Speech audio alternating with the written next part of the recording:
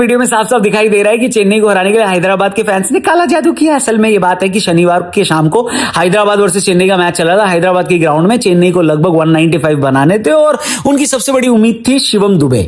शिवम दुबे एक ऐसे प्लेयर हैं जो कि हैदराबाद से मैच छीन सकते थे। ऐसे में हैदराबाद का एक फैन जो स्टैंड में बैठा, उसने नींबू पर कुछ तो फूंक मार के पढ़ा और ऐसा करते शिवम दुबे बोल्ड हो गए।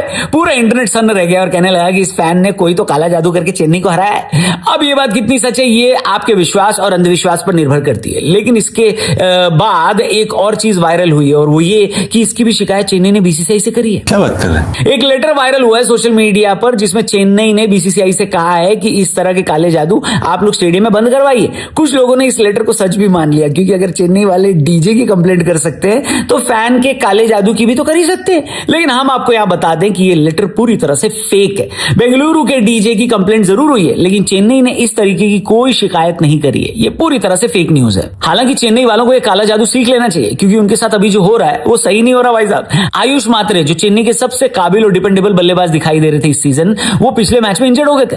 अब स्कैन से ये बात सामने आई है कि आयुष मात्रे कुछ मैच मिस करेंगे चेन्नई के लिए। हो सकता है अब वो 3 हफ्ते तक आईपीएल में दिखाई न दे। तो साला ये दुख का खत्म नहीं होता बे।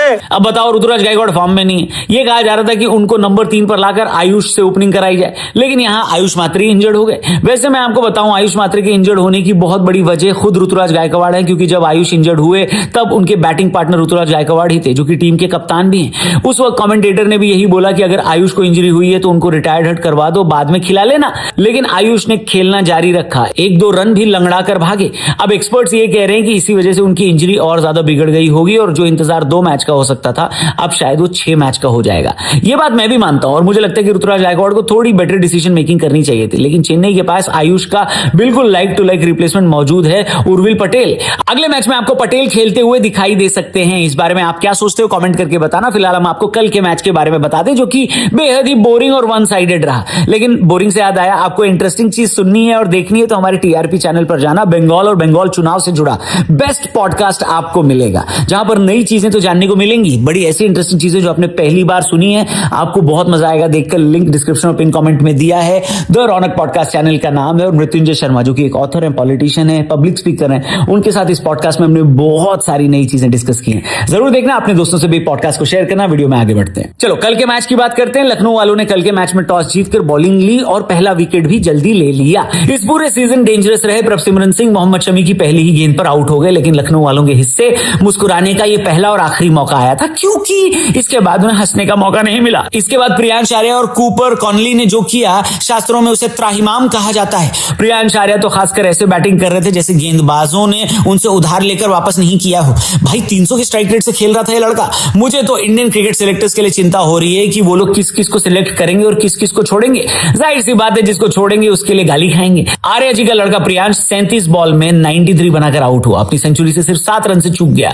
कोहली भी 87 बनाकर आउट हुए, लेकिन इन दोनों की वजह से पंजाब ने 254 का बड़ा टारगेट दे दिया। यहां मैं लखनऊ वालों से बहुत निराश हूं, क्योंकि अगर आपको 250 से ऊपर का स्कोर बनाना है तो आप अपने सबसे विस्फोटक बल्लेबाज से ओपनिंग कराओगे कि नहीं कराओगे? मेरे हिसाब से तो पूरन को आप ओपनिंग पर भेज देते, भले ही उनकी फॉर्म खराब थी तो भी। लेकिन लखनऊ ने एक्सपेरिमेंट करके यहां पर आयुष बड़ोनी को भेज दिया। पावर प्ले में लखनऊ ने 60 रन बनाए थे। अब आप बताओ, जिस टीम को 250 से ऊपर बनाने हैं वो पावर प्ले में 60 बनाकर मैच जीतेगी क्या? बताइए। लखनऊ का रिक्वायर्ड रन रेट बढ़ता चला गया। ऐसे में ऋषभ पंत, मिशेल मार्श वगैरह की अच्छी इनिंग भी हल्की ही मालूम हुई। 20 ओवर के बाद लखनऊ मात्र 200 रन बना पाया। 54 रन की एक बड़ी हार का सामना करना पड़ा लखनऊ की टीम को। लखनऊ तो पॉइंट्स टेबल में 8 नंबर पर है, लेकिन पंजाब ने एक बार फिर से टेबल टॉप कर लिया है और अभी तक इस टूर्नामेंट में एक भी मैच नहीं हारी है पंजाब। 1-2 मैच और जीतकर पंजाब प्लेऑफ के लिए क्वालिफाई कर जाएगी। मेरे हिसाब से तो ये बहुत बड़ी अचीवमेंट होगी कि बिना कोई मैच हारे आप प्लेऑफ के लिए क्वालिफाई कर गए हैं। आपको पंजाब की इस जीत पर, लखनऊ की इस हार पर और हैदराबाद के काले जादू पर क्या कहना है? कमेंट करके जरूर बताना। चैनल को भी सब्सक्राइब करना और हमारे टीआरपी चैनल पर जाकर हमारा लेटेस्ट पॉडकास्ट जरूर देखना। बंगाल चुनाव पे बहुत सारी बातें हो रही हैं और बंगाल को अगर आप अच्छे से